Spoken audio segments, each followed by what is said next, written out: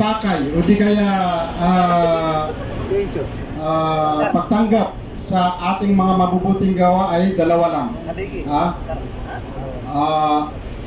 Kapag lumabas sa dalawa ay hindi katanggap-tanggap. Ang una ay al-ikhlas, wasani al-mutaba'a.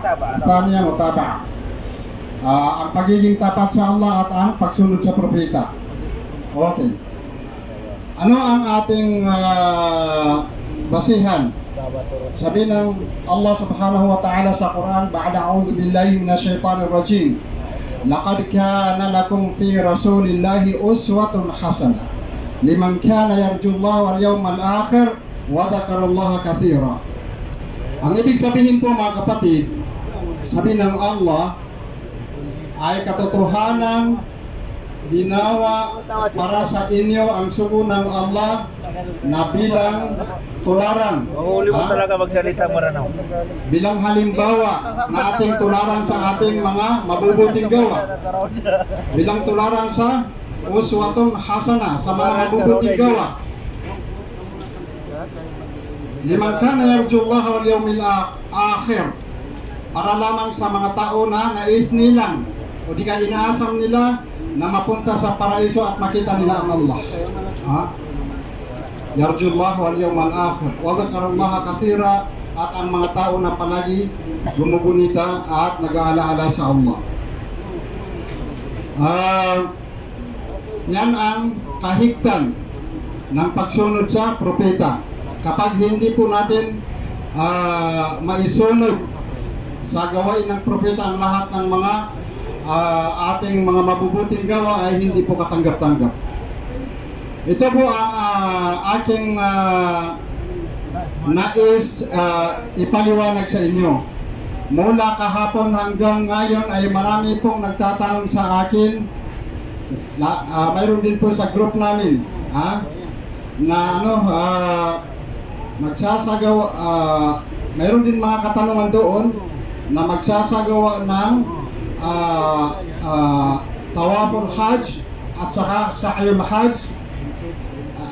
Isasabay niya ang tawaful wada. So, yun ay hindi po yan pwede mga kapatid. Hindi pa tapos ang ating mga gawain sa hajj, ang mga ritual ng hajj. Hindi tayo pwede magtawaf ng wida. So, yun. So,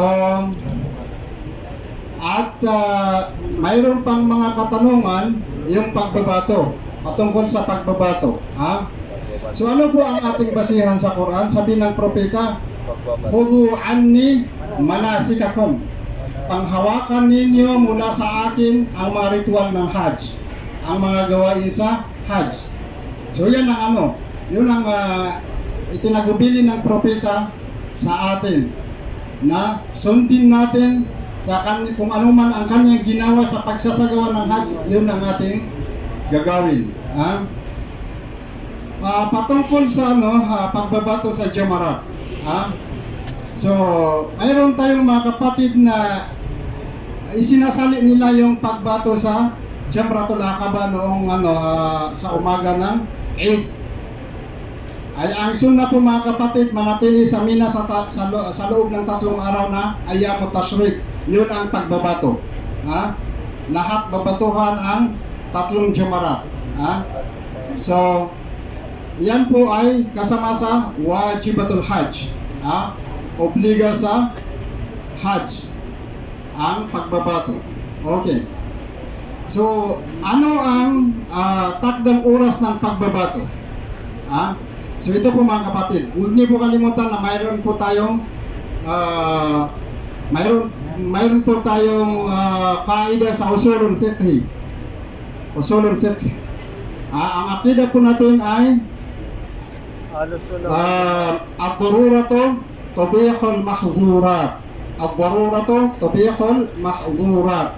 Ibig sabihin po, ang pangangailangan o di kaya kagipitan ay nagpapahintulot sa mga ipinagbabawal.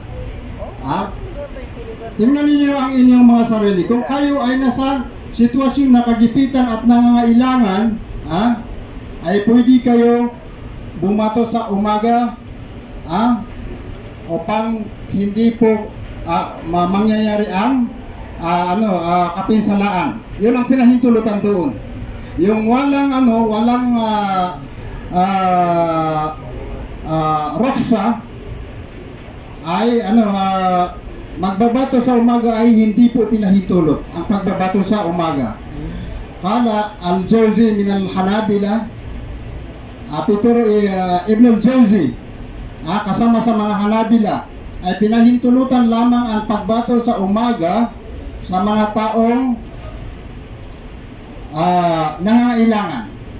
Nangangailangan. At tulad halimbawa ng itong ministry na ina-arrange nila ang pagbabato diyan, ang mga oras, ay kailangan sundin natin yan. Sundin natin. At ang itong hamlan,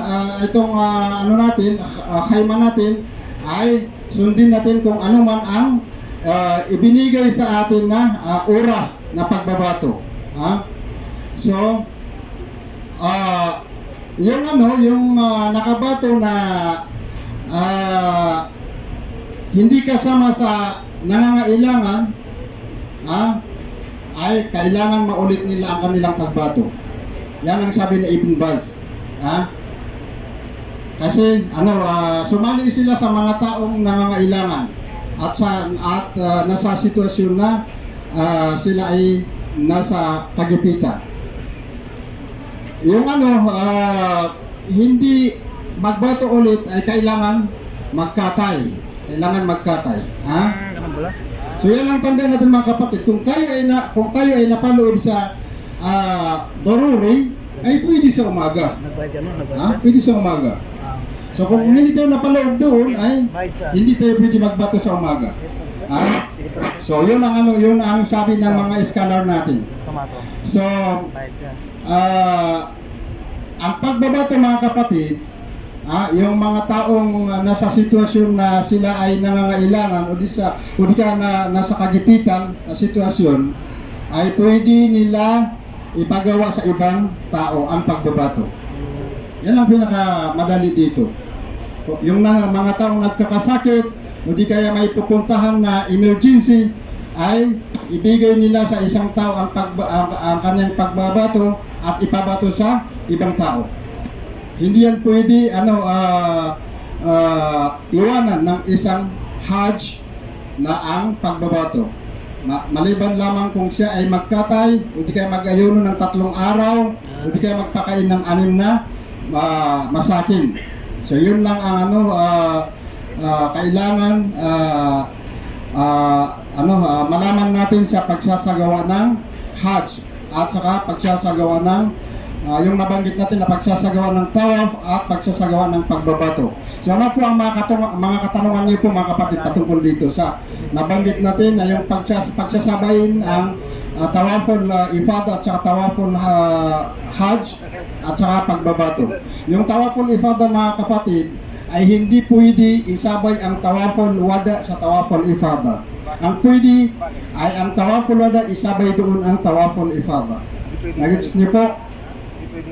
Kasi malinaw na hindi pa magtatawaf pa tayo ng tawaful ifada ay tawaful wada na hindi pa natapos. Kailangan yung Hindi pwede. Kasi may gagawin ka pa eh. Alam mo na So yun na lang po, malinaw po mga kapatid. Sasay ka pa eh. yung maliit, tapos medyo malaki ikaw. Sasay ka pa eh, hindi ka pa tapos eh. Okay, pwede pagsabihin kasi natapos na ang ritual ng Hajj. Yun. So,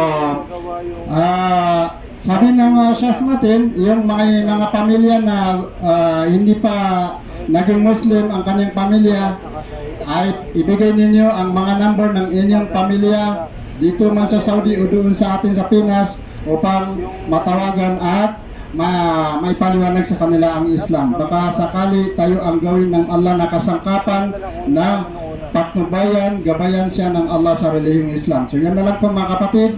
Hanggang dito lamang po. Para mahirap na. Opo. Magdiba ang mga masahe.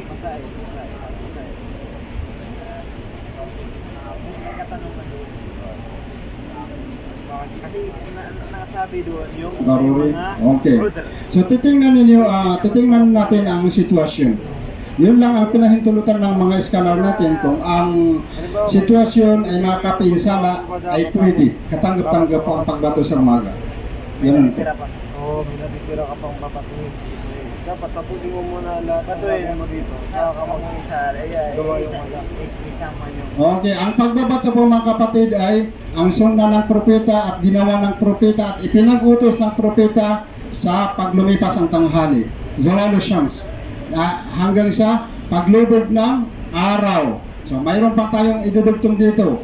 Ang hindi nakabato sa hanggang lumubog ang araw dahil siya ay naabala o di kaya nagkasakit ay pwede siya magbato ng gabi. Yan. So malinaw po. Okay. So hanggang dito lamang po. Assalamualaikum warahmatullahi wabarakatuh. Mashallah, mashallah. Sino susunod? Malaki takbir. Allahu Akbar! Malaki takbir. Allahu Akbar! جزاك الله خير يا شيخ. يلا برو يلا برو هذا نمبر جوال الدعوة. بابا ماما father mother أساوة children your friend. يلا يلا شيخ إبراهيم شيخ علي وأيمن محمد أمين دعوة دعوة. يلا شيخ مصطفى دعوة دعوة.